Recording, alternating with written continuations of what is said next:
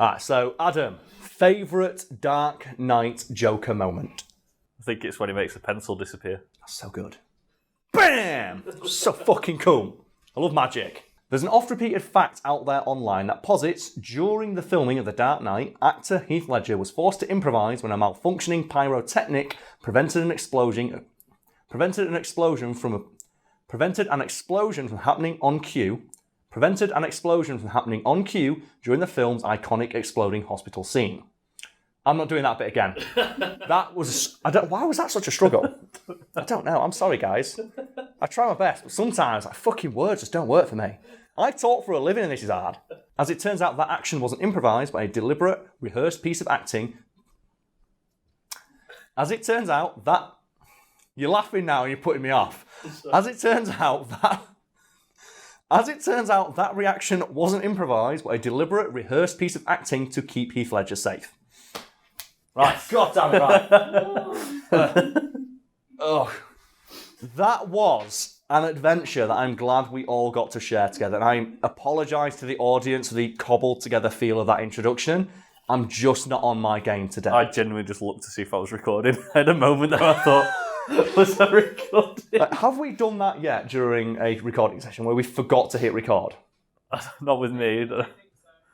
We've had plenty of videos that basically were unusable because we didn't focus the camera or that my phone ran out of battery or recording or whatever. But yes, we've never actually lost a video. That's good. Because it reminds me a lot of... I'm going off on one now. A story I heard when I was in uni and, here's some cameras, go do some filming. So I did media at university and you always have that moment. It's like, here's a camera, film something and edit it. Because there's a story about a group of students who, when they got their footage to review, press play on it and it's just the inside of one of their cars and it's them driving to the location, setting the camera up, rehearsing the scene, and when they hit play it turns off because it was on the entire time. It's like, oh man, I get so paranoid about that. It's not coming. Oh, is it sneeze? It's not coming. Is it not? Look at the light, that helps. Look to the light, Adam. No, if you look at the light you might have Achu syndrome. That's a real thing, look it up. Is that helping? Oh, God. It's like literally like in my nose. Yeah. Oh, that's because you're a vampire. You're allergic to the sun. Maybe Adam Vampire. No, can't do it. Right.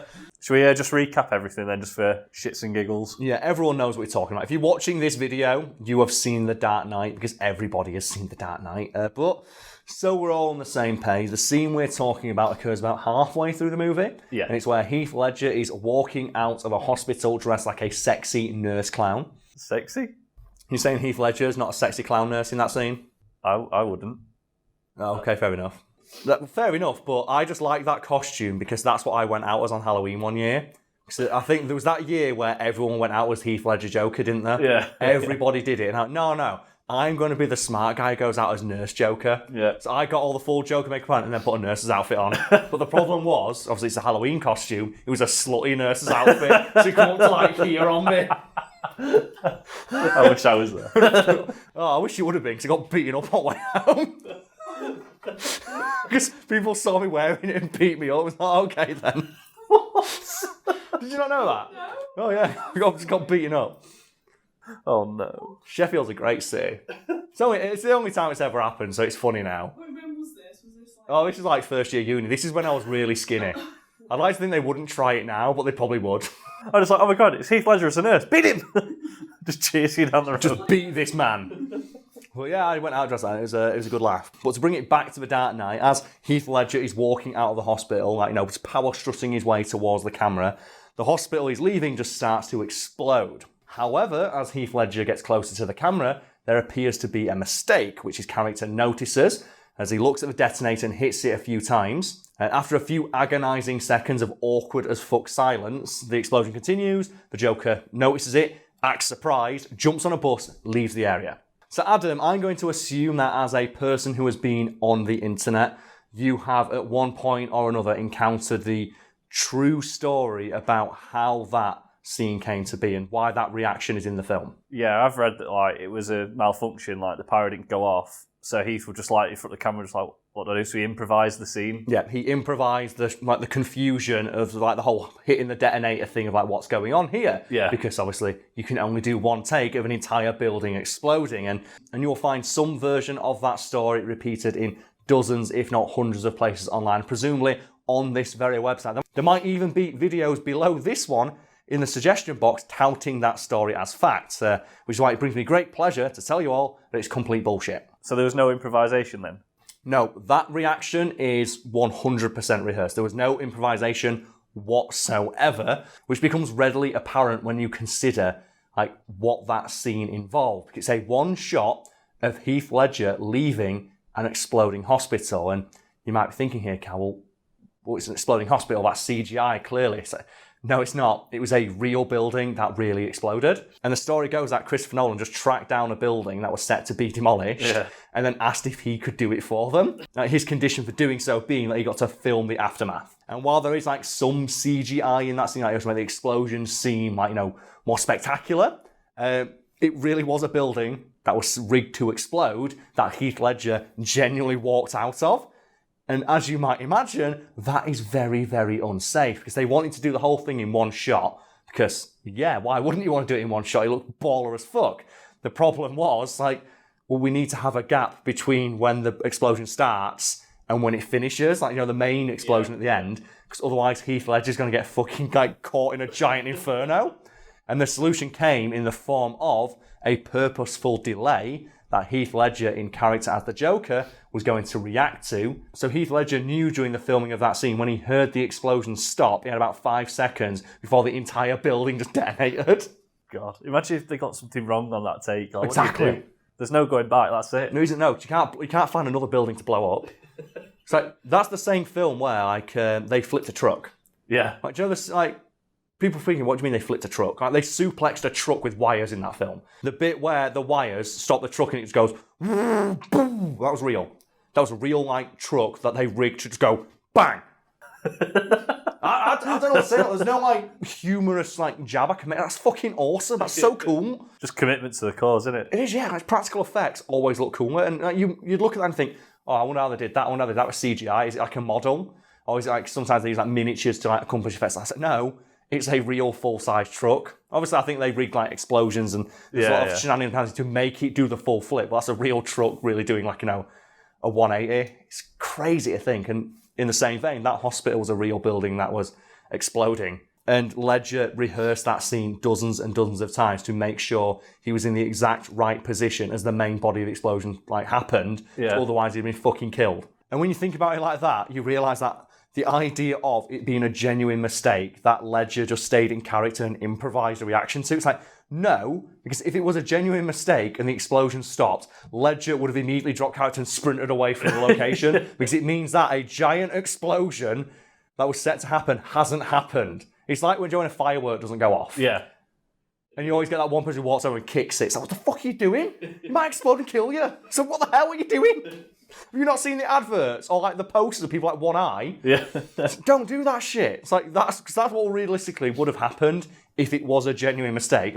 The cameraman would have dropped the camera and legged it because you don't know. It's something that was meant to explode isn't, and now there is 85 tons of TNT rigged to explode that we don't know what's happening with. Yep. And you have to send the bomb squad in to sort that shit out. I just say, just one bloke who just walks up to the hospital, just kicks it, and then it just blows up. It's insane to think.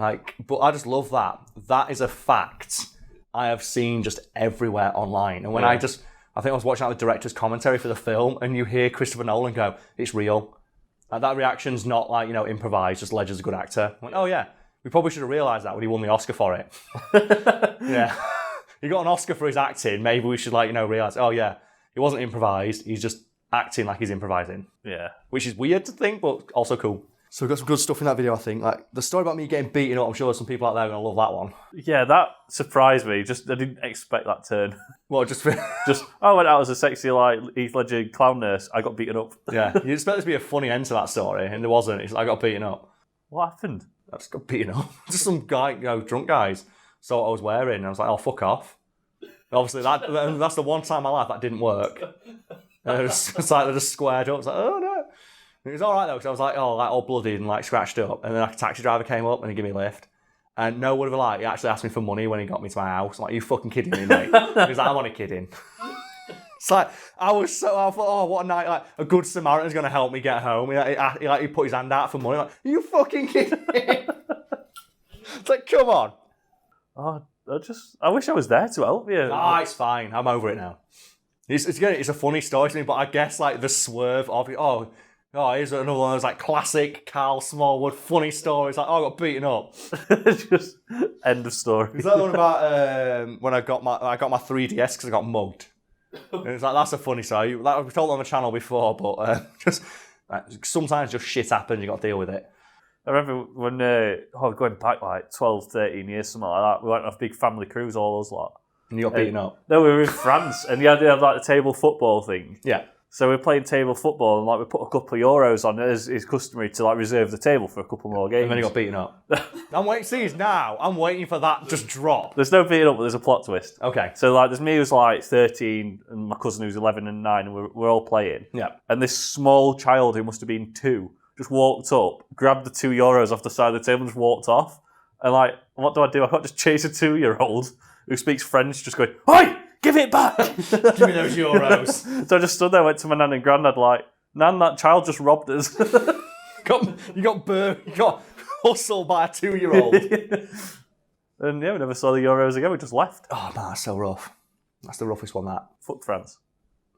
Oh man, I don't make fun of France. I'm in a rough time now. Have you heard that the firefighters has caught fire? What? I saw a headline the other day, like firefighters in France are setting themselves on fire. Why? They're on strike. I don't know. Oh. What a headline. Amazing. When me and Nisha went to I think Marseille, Nisha's Googling it right now. when me and Nisha went to Marseille, like as like part of our cruise that we were on, and we just got off. It was pissing it down with rain. I went, and I'm just there like, I hate France. There's nothing here that's good. So we went to H&M. Nisha bought a top, and then we just went back and got on the cruise. It was like, that was shit. That was the worst part of the holiday. It was just France. I do the same thing when I go to London. I was like, I hate this. Pints cost £6. Everyone's rude. Everyone's like got stuff to do. No one says "hey up," unless they're trying to take the piss out of my accent. Oh man, getting back to Yorkshire, I can get like Ruddles for $1.69, which I never order, but I always get tempted to. Whenever I go to Spoons and I see like Ruddles, and the price, I swear down, gets lower every time I go in. Yeah. I swear down, one day I'm just going to go in and like, have a free Ruddles with every pint. They do Buy thirds Ruddles, get now. one free. They do thirds. Yeah, 70p. Is that for people putting their shift in? Yeah, it's just literally just like a third of a pint is 70p. It's just like all the ales. 70p. And people say like British people have a problem with binge drinking, so we don't. We just have a commitment to it. In my view.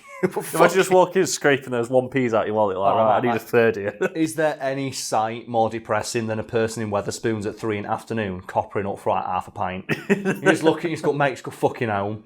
Like if your life is this bad, it reminds me a lot of a great tweet I saw, and it's just like, oh, what's the most broke you've ever been? And it's a guy like, oh yeah, my card got declined while I was trying to buy like an 18-cent pack of ramen, and the guy behind the counter went, just take it.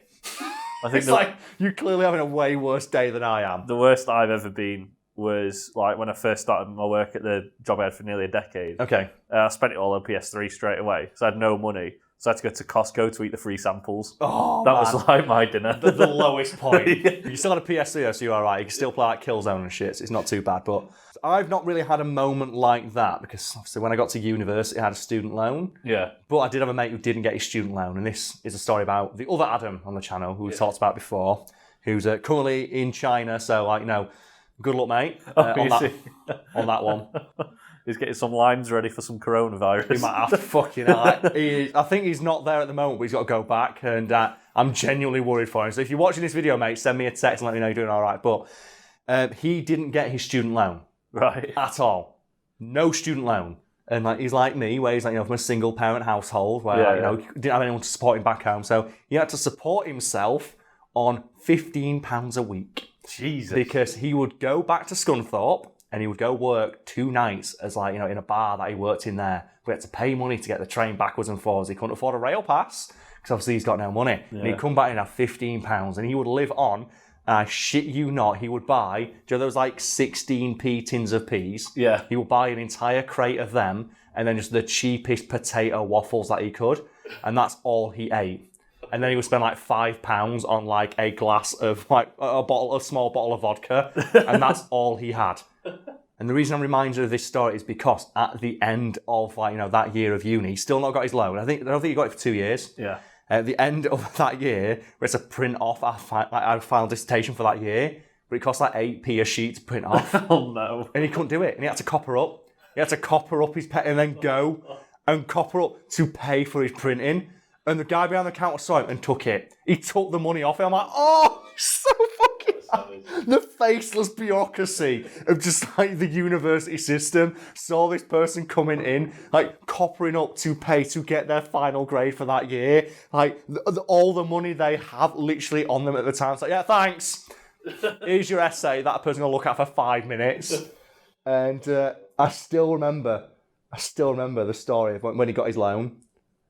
Because I walked in his flat. I was like, oh, Adam, how you doing? And I walked into his room and it was filled with bags from like River Island. There was a new Xbox. He's like got beer everywhere, like 6 bottles of aftershave on the side. And he's sat there in his fucking jogger bottoms, just like, oh, Karl, look at all this stuff I've got my loan. So he got 2.5 years worth of loan in one go. So he got like 12 grand put into his account after living on £15 a week for 2 years. Jeez. I remember what he did. He went out and he bought proper fucking potato smiley faces, and he put them on, and he got every single one on a baking tray. Every single one was like, I'm gonna fucking treat myself with this shit. And we started playing Halo. Half an hour later, I went, Adam, weren't you cooking something? He went, no. And I'll remember it till the day I fucking die. He ran out of the room. I saw him just sprint around the corner. I heard the sound of an oven opening. I saw a plume of steam come out and smoke, and just hear him go, no! Because every single one of his smiley faces had just burnt and stuck to the pan. Oh, no. And he had to go and get one of his tins of peas.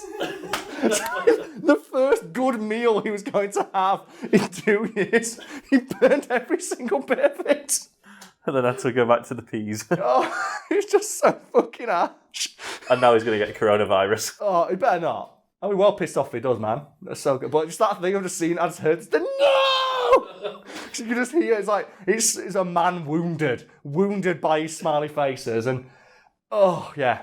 Is this going to be like a Darth Vader at the end of episode 3, when he breaks off the seal and just gets on his knees? It was just specifically just the tone. It's like, no! It's like, what you do? It's like, I'll never forget it. I'll never forget it because I don't think I've ever laughed that hard. Like, I was on the floor. He walked into the room and just like this sad, dejected man just holding a baking tray with just all these burnt to a crisp smiley faces. They're still smiling. So they're just smiling, completely ruined. And he's just there, all depressed, and I'm on the floor, just like, Adam, please no, I can't help it. And just the game of Halo is still going on in the background. Jesus.